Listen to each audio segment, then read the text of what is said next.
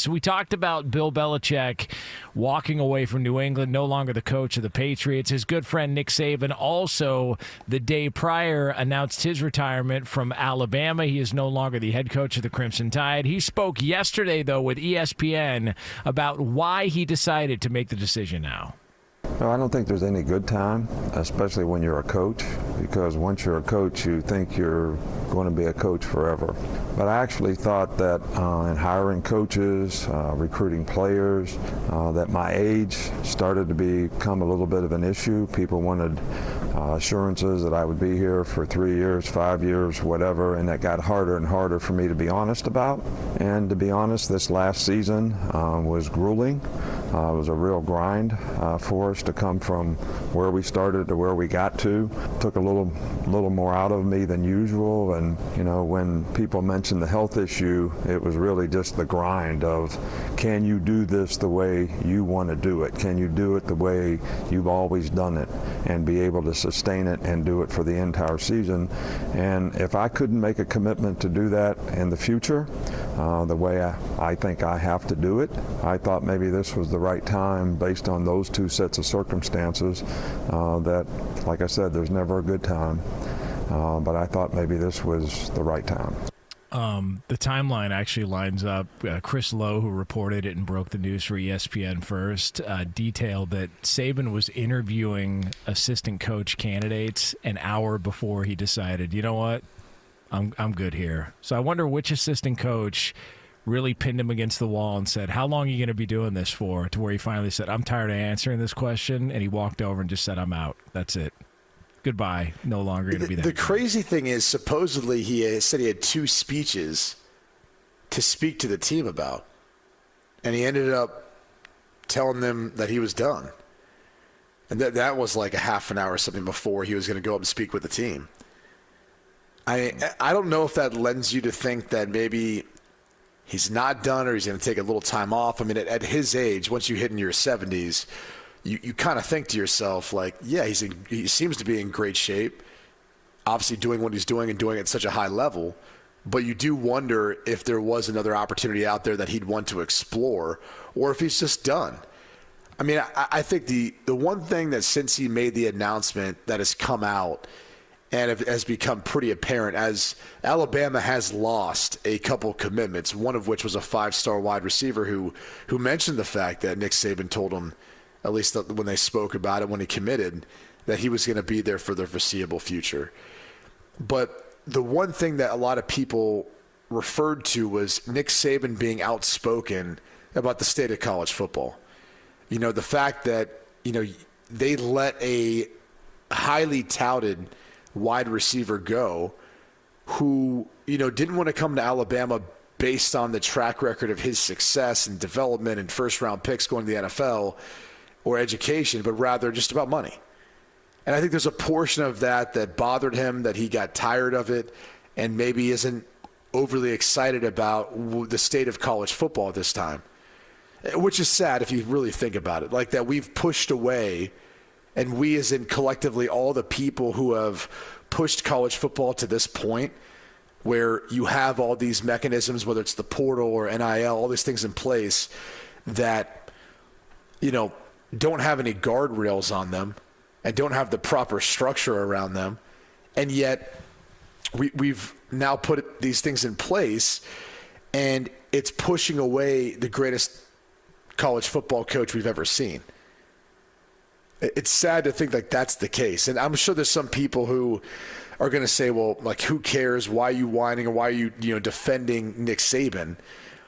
And it's not that I'm defending him. I just think anyone who's got a brain will look at what's taking place in college football and say it's been a 180, compensation or swing to player empowerment to a point where we've gone too far, where a lot of the things that are happening, it doesn't feel right. It's not right. It's not how NIL was intended. And there's unfortunately no one acting to create a environment or a scenario where this can exist And college football student athletes can earn money off their NIL, but do so in a legal manner, legal way. Florida State just got popped for different procedures that have been going on in regards to NIL. Their collective, an athlete who never even went to Florida State, but the NCAA is handing down penalties there. My point is just we're in a state of college football where there's a lot of unknowns moving forward. And you can see why some of these coaches are like, yeah, I'm done with this. Like, I've won 7 national championships, and instead of a kid who wants to play in the NFL one day coming to me, and I believe they've had a first-round pick for the past, umpteen years at Alabama. So instead of wanting that, he's just talking to me about NIL money and kids transferring in.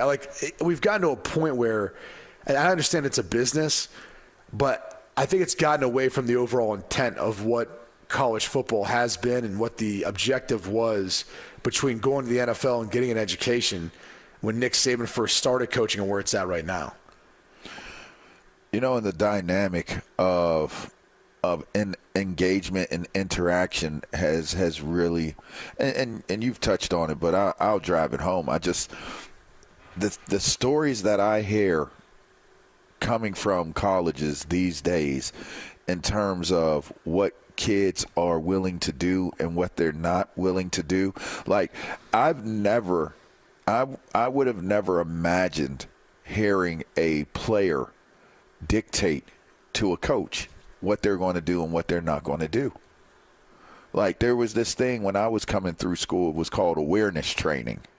And it's different at different schools, or some schools have structures like that, some not so much. But awareness training was if you were late to a workout, if you were late to class, anything that involved you needing more awareness about not making that mistake again, you would have to get up on Sunday morning, and you'd have to, if you were like a first-time offender, you had to clean the weights in the weight room, all of them.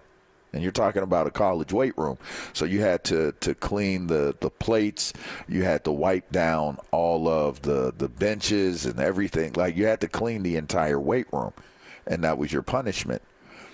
If you were a repeat offender, then you had to not only clean up the weight room, but you had to do the physical challenge of the awareness training, which was, believe you me, it was nothing short of torture. And yes, I experienced it because I was late for, back then they didn't have cell phones with alarms on them.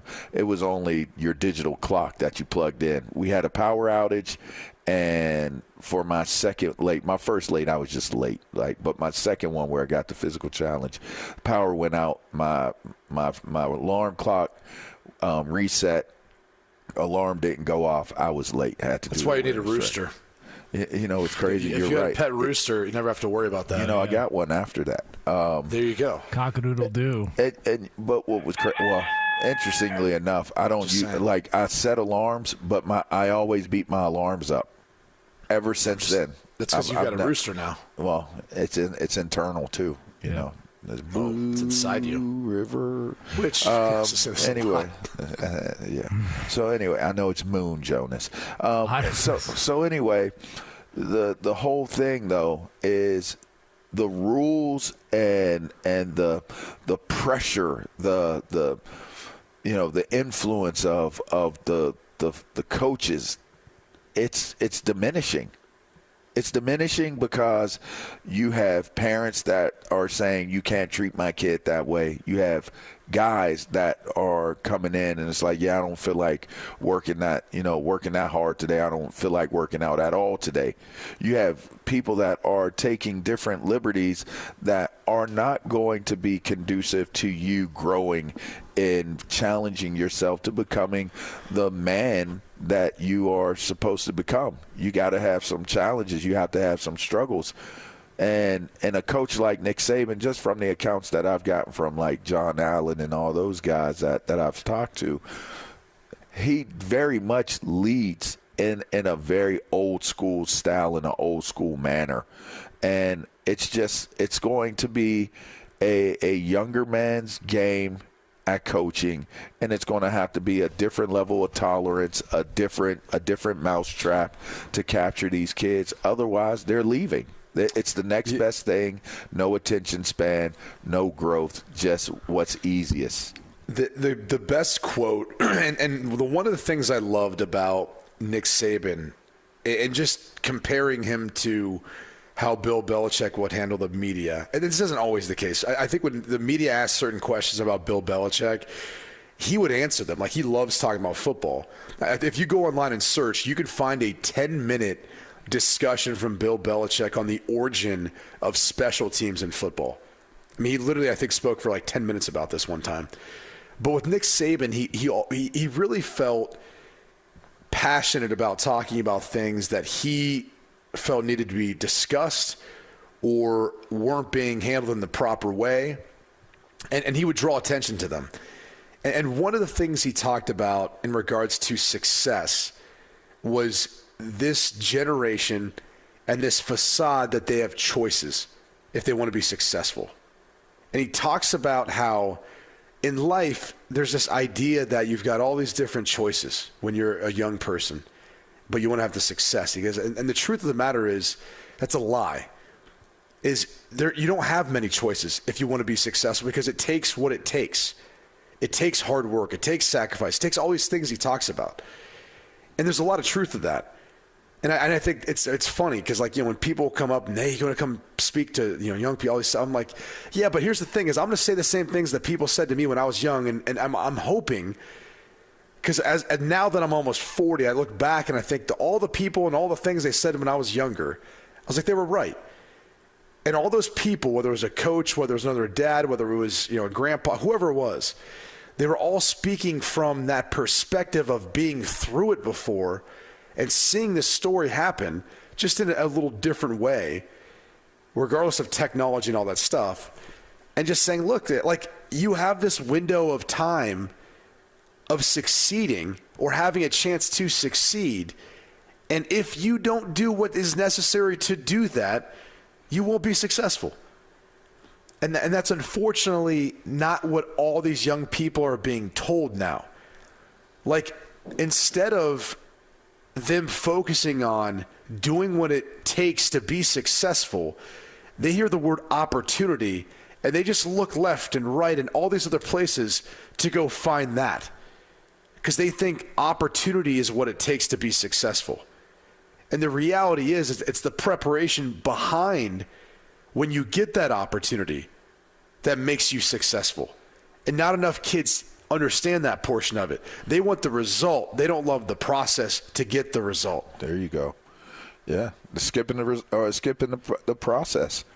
And you need guys like Saban's to reach some of these guys that have been mutants. They've been prodigies for their entire lives, and then you get to college and you realize that it's more than just being a gifted, talented person. It's understanding the preparation and being prepared for it. And then you start to realize that carries itself. I just told you guys, I don't get up to alarms. Like, I beat my alarms up. I get up at 1:30. I get up. Yeah, it's internal.